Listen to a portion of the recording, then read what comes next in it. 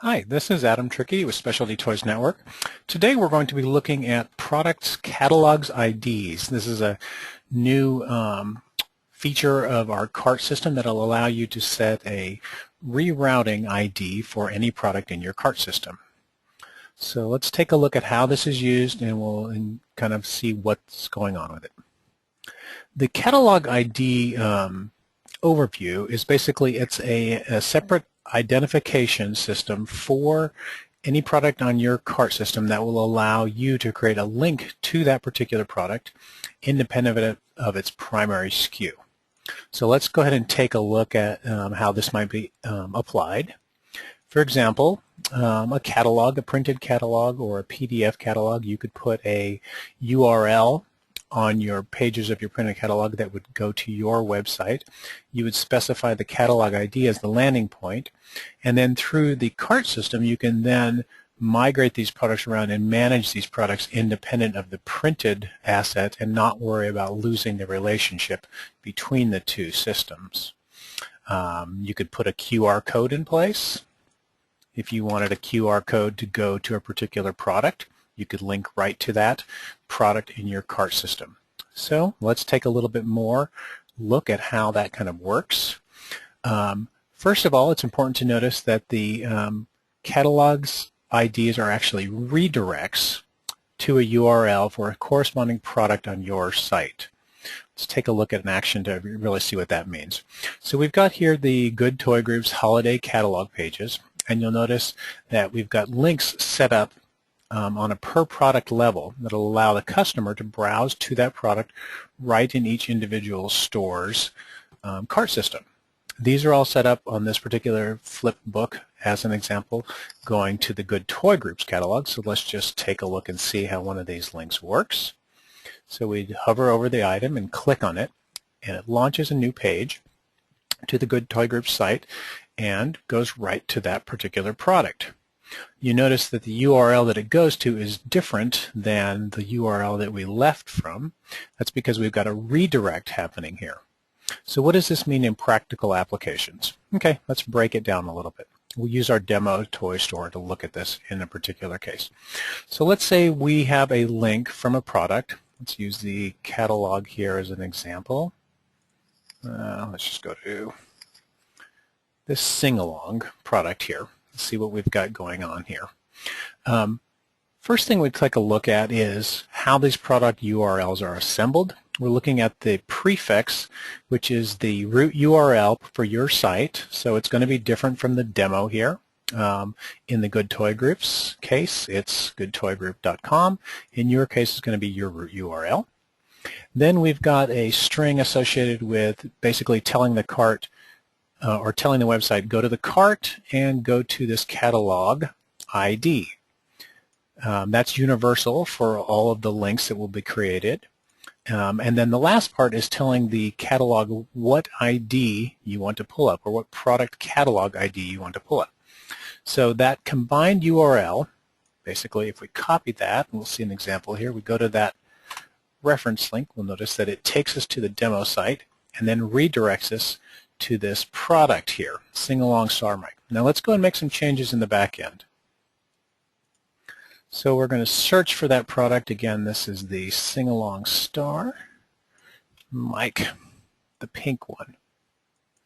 I'm going to search for that SKU, and let's assume that I've just brought that product in, or that product was created as part of the STN import, and I need to do some management and change the SKU to reflect my point of sale system.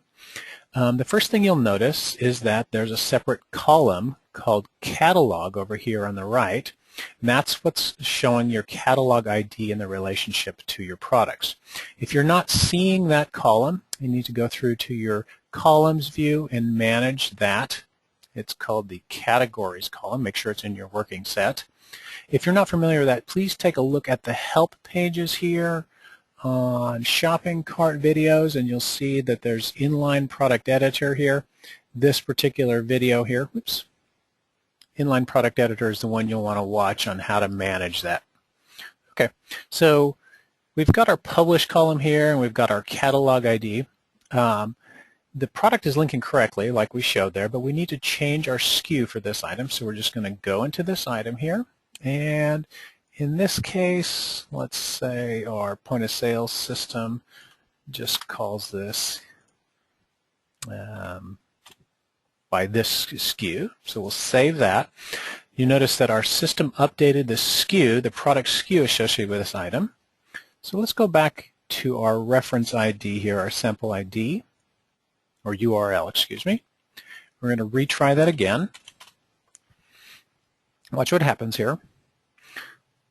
We're still linking to that same product even though the SKU or the product SKU for that item has changed. That's because the product catalog ID here is what is controlling the reference link. Now let's take a look at another application of this. Let's say you've got two printed catalogs. One is from a spring issue and one is from a holiday issue, but you want both to go to this product. What you can do is set up two IDs. So we've got the ID that was put in the holiday catalog, and just separating it with a comma, we can then add in another ID. In this case, we'll put in, let's just call this sample 123 as an example. We'll save that. Go to our URL here. I'm just going to type this one on the fly. So I'm going to paste this in as example. Sample 123. And again, you see it redirects right to that product. So again, what we're doing is we're using the Catalog ID system to create redirects. It's kind of a important, simple way to explain the whole thing. Again, these Catalog IDs operate independently from the product SKUs. And then let's take an example of the next situation. These IDs can be moved from one product to another. Let's say you had a URL in your catalog that was printed incorrectly, or that went to a product that you forgot about. You can always go and reset the catalog IDs in your cart system. So let's say that your ID here was supposed to go to sample 123, but that should actually go to a different product. Let's just pick one out here in random. So let's say it should go to this 10-piece tool set, for example. Okay, so we want to first of all search for any existing matches up that have that catalog ID in them. In this case, we got our sing-along mic, of course. So we're going to go here and we're going to remove that from our relationship here. Clear that out, and let's change this 10-piece tool set to now have the sample ID 123. Okay? So once again, we're going to take our root URL, go back to our cart system here, and plug that in, and voila! Our cart system now knows that when we say catalog ID sample 123, we actually are seeing the 10-piece tool set. Now, that may seem a little bit confusion, but what you're actually doing is you've given yourself a very powerful way to manage hard-coded links from a third party into exactly where you want to in your cart system.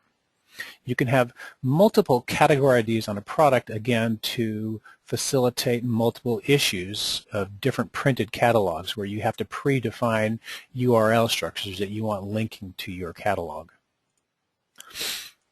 That's the basics of managing your category IDs. For the Good Toy Group, as you put them in there, we've pre-populated your catalog ID for the 2012 holiday catalog with the default SKUs here that are printed in your PDFs. Feel free to go ahead and change those as you need. Appreciate your time and have a great day.